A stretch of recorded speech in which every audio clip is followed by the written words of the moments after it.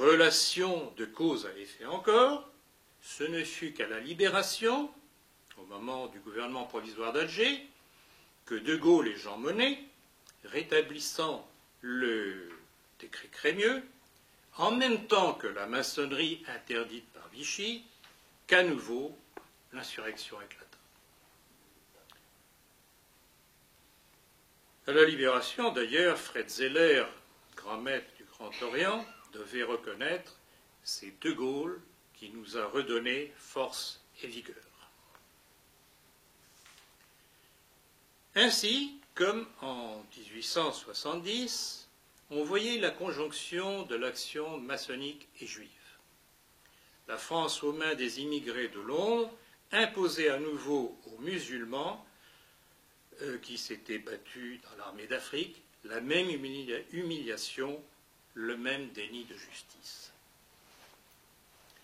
L'insurrection de Sétif de 1945 fut matée dans le sang par l'aviation du ministre communiste de Gaulle, Charles Tillon, et elle rappelle par sa férocité celle du temps de Thiers, comme si à ces deux époques on avait voulu créer l'irréparable entre la communauté française et musulmane.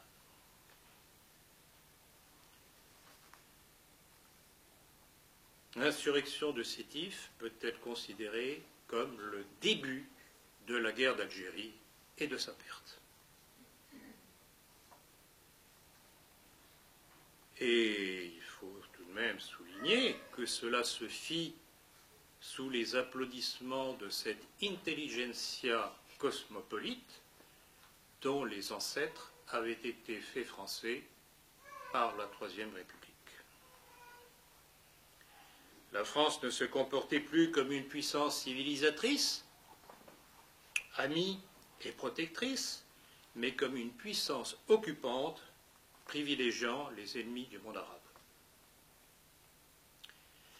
Nous n'avons pas fini d'en supporter les conséquences, sans qu'aucun organe ou homme de ce que l'on appelle la mouvance nationale ne rappelle l'origine de nos problèmes d'immigration.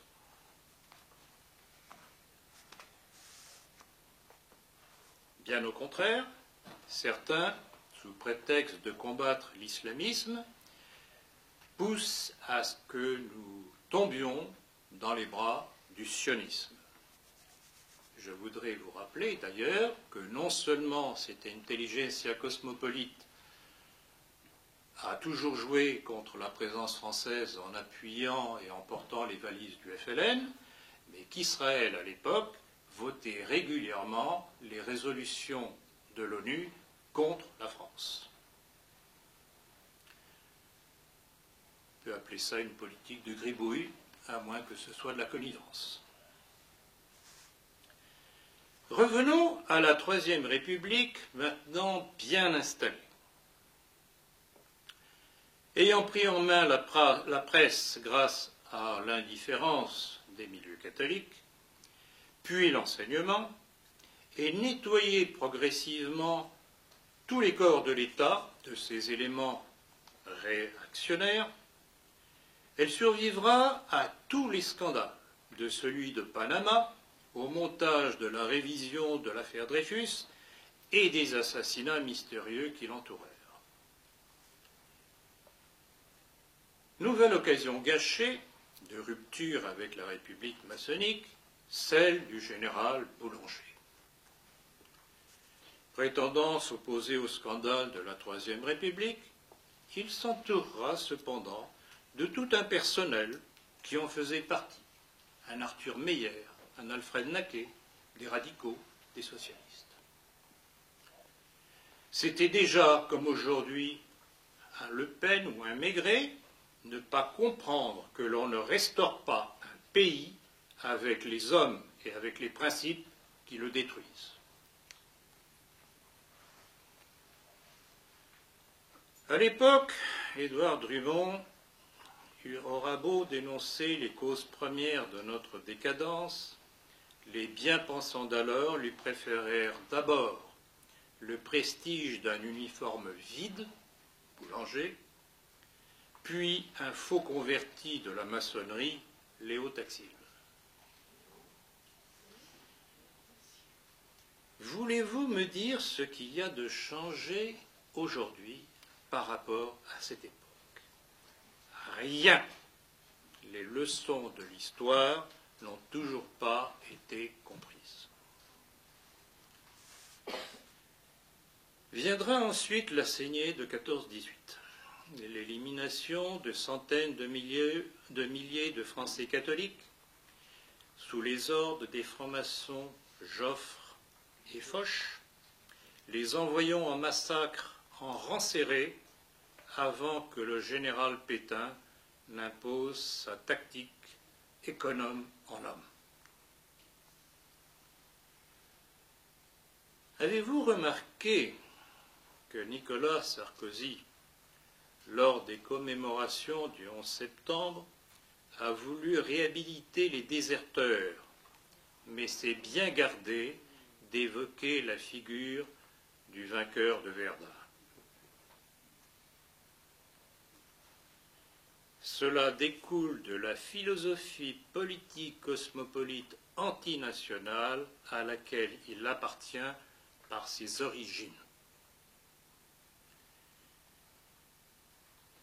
La République maçonnique, avec Clémenceau, aura réussi avec cette guerre programmée à envoyer à la mort cette France catholique qui survivait encore dans nos campagnes, en jouant sur son patriotisme. Or, les guerres de la République ne sont jamais les nôtres. Pour le comprendre, je voudrais vous rappeler cette déclaration de Clémenceau à la Chambre en 1891.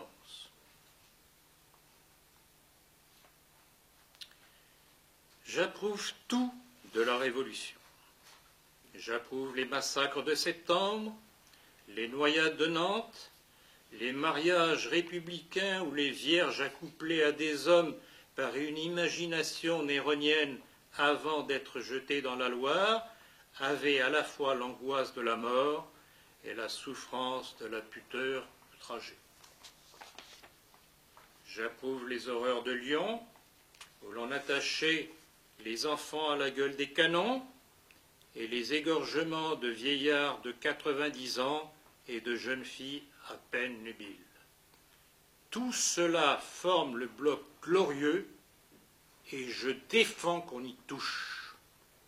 Je défends que sur un théâtre qui dépend de l'État, un dramaturge illustre vienne, après plus de 100 ans révolus, prononcer une parole de pitié qui serait un outrage aux mânes augustes de Robespierre et de Marat.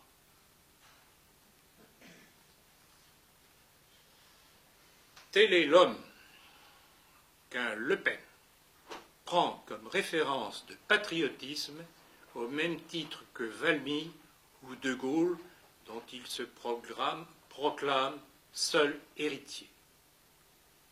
À ceux qui douteraient de ça, je tiens à leur disposition les textes que j'ai. Comment réagir contre les principes qui nous détruisent en adulant ces symboles? Je vous pose la question.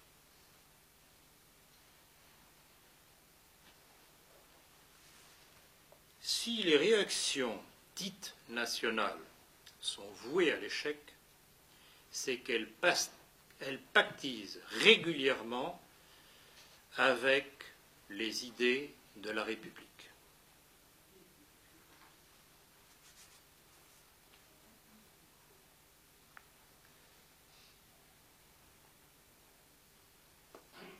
Parmi les réactions, il y a eu certes l'action française, issue de l'action nationaliste d'Édouard Drummond, comme le reconnaissait d'ailleurs Maurras lui-même, mais elle était trop uniquement intellectuelle et pas assez sociale pour pouvoir avoir une base populaire.